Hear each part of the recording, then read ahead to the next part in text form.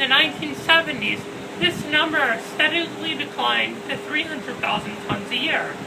In 1976, people started to notice the steady decline in fishing.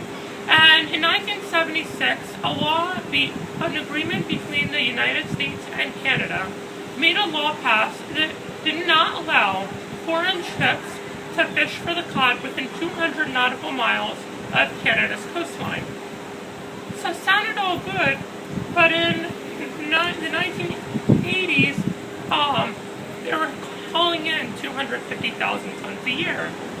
The problem with this law was that the law didn't exclude Canadian ships, only foreign ones, and therefore the Canadian ships had already caught up with the big size of the foreign ships. There were also these huge industrial ships, so that's why they're catching 250,000 tons a year still, after the decline to 138,000 with the ban.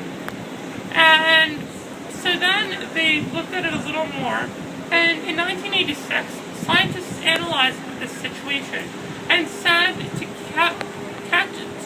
to recover the biomass to the levels that it had once been in the 1950s, they would have to cut the fishing levels in half. The government just brushed this off to help their cod industry.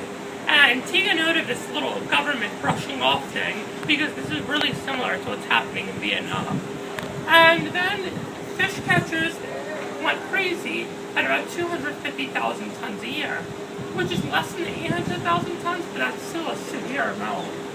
And in 1988, the Federal Ministry of Fisheries estimated that even with proper recovery and no fishing, the number of years that it would take for the biomass to recover would be 15 years. So then in 1992, the Federal Ministry of Fishing and Oceans got tired of this and issued a ban on all cod fishing in Canada. And this had a severe negative impact on the Canadian industry and economics, because 42,000 jobs were lost and the 400-year-old industry was gone. The biomass of this whole fishing thing had also been ruined, because even without any laws or regulations, the maximum level estimated of cod that could be caught along the coastline would have been only 1,700 tons a year, down all the way from the 800,000 tons that were caught in the level in the year 1968. So let's relate this back to Vietnam. Well, in 2001, on a longline tuna boat, roughly with 100 hooks, 25 kilograms of tuna could be caught. In 2005, this level went down to 15 kilograms, which doesn't sound like a lot, but that's roughly 40%. So we can see how it's also steadily declining at a pretty rough pace. And what we're worried about is that if this overfishing continues, it could have the same negative consequences that the fishing industry in Canada had.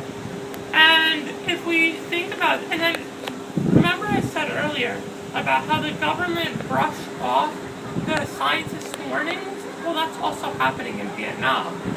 The government is also not enacting enough laws or pursuing them or enforcing them enough.